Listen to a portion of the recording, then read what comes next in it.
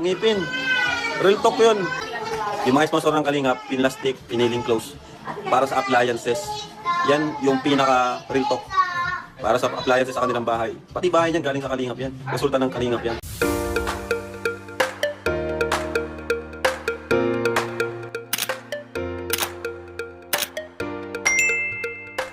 Isang mapagpalang araw po sa ating lahat. Magandang araw at gabi po dyan sa mga silent viewers at mga solid supporters. Migalag shoutout po at kamusta po kayo? So mga kalingap, narito ang ating muling pag-uusapan patungkol nga kung saan kapeso kaya ang ginawa sa Kalingap.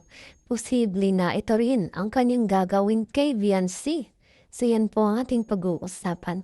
Maya-maya na lamang, pero bago po yan ay lagi kong paalala sa inyo, bago po tayo magbigay ng ating mga comment at opinion, itapusin po muna natin ang gawa ng video nang sa ganon ay atma po ang ating i-comment.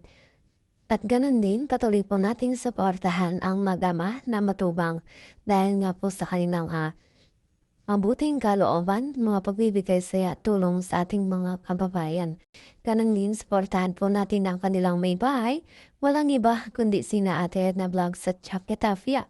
Huwag po sana tayong magsasawang sumuporta, mga kalingap. Sa ating pagbabalik, narito na ang ating pag-uusapan, bibigyan ng reaksyon na kung saan patungkol dito sa ginawa ni Kapeso na sobrang kahiya-hiya nga po ang kanyang ginawa sa Kalingap na kung saan naraltok na po ni Kalingap Rob itong si Kapeso na kung saan mga Kalingap grabe nga po no ang ginawa ni Kapeso dito sa Kalingap at talaga namang hindi nga po maganda ito at sobrang nakakahiya nga ito para sa kanya.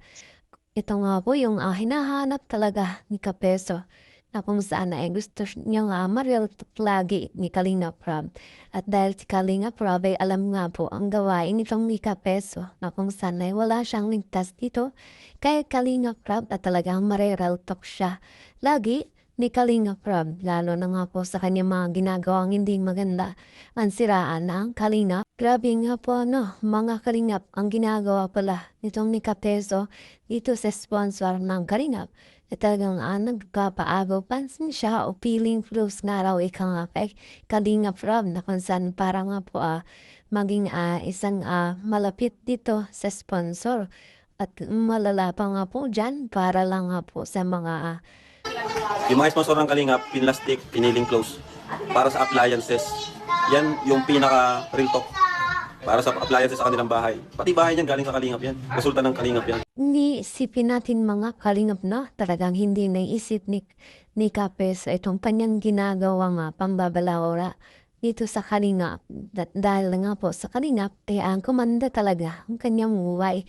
At isipin niyo sa sinabi ni Kalingap Rob, ay itong si Kapeso naging feeling close na po sa mga sponsor dahil ang habol lamang ay mga appliances, mga kagamitan sa bahay. So, yan nga po mga Kalingap. Ito na nga po yung sinasabi ko. Itong si Kapeso ay maaari niya rin gawin ito kay Viancy.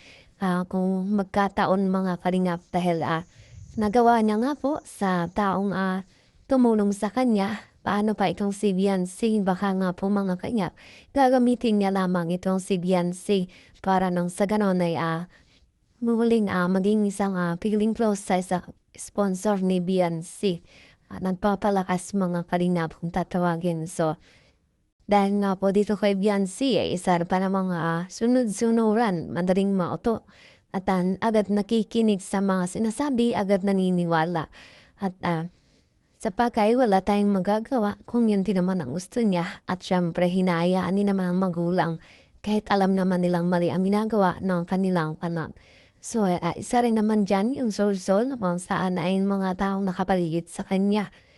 At talagang gusto rin itong si Viancy ay mapasahan nila para nang sa ganon ay magkaroon sila ng sponsor para magamit nila itong si Viancy. At kung magkataon nga pong itong si Viancy ay gagamitin lamang ni Kapeso para sumikat, para tumasa news at para kumita. Naku, kawawa nga po itong si Viancy.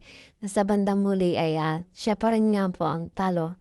Siya pa rin nga po ang magiging kawawa dahil sa kanyang pinipili na itong mga anti-kalingap na ito ng mga traidor sa kalingap, talagang doon pa siya sumama. O yun pa ang kanyang pinili na kung saan ay wala namang ginawa para sa kanya.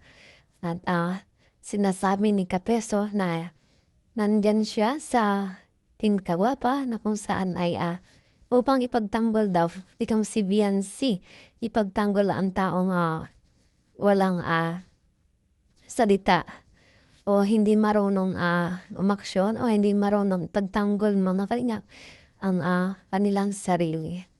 Grabe, ano nga ba ang nagagawa ni Kapeso dito sa buhay ni Viancy? Kung tutuusin mga kalingap, parang wala naman po, panidadalang naman itong si Kapeso, kumukuha lang naman ng issue sa iba na kung saan ay kanyang nare-reactionan din na hindi niya naman alam kung ano yung katotohanan para lamang masabi na siya ay pumapanig dito kay Viancy, para lamang masabi na pinagtatanggol niya itong si Viancy.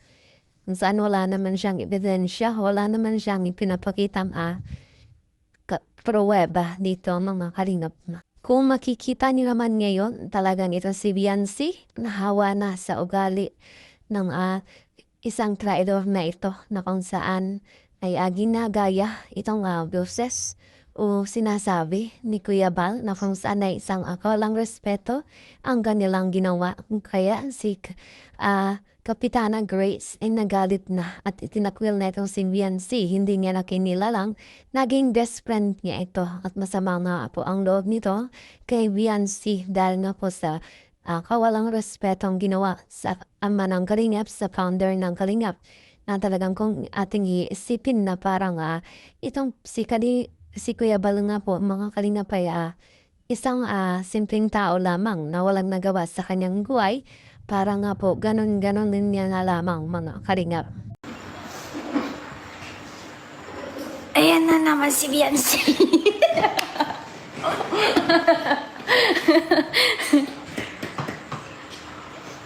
Nanlilimos na naman si Viancy.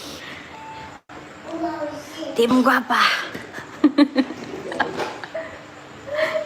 O diba mga Kalingap, na bagay nga talaga silang magsama ni Kapeso na kung saan ay iisa o pareho ang kanilang ugali.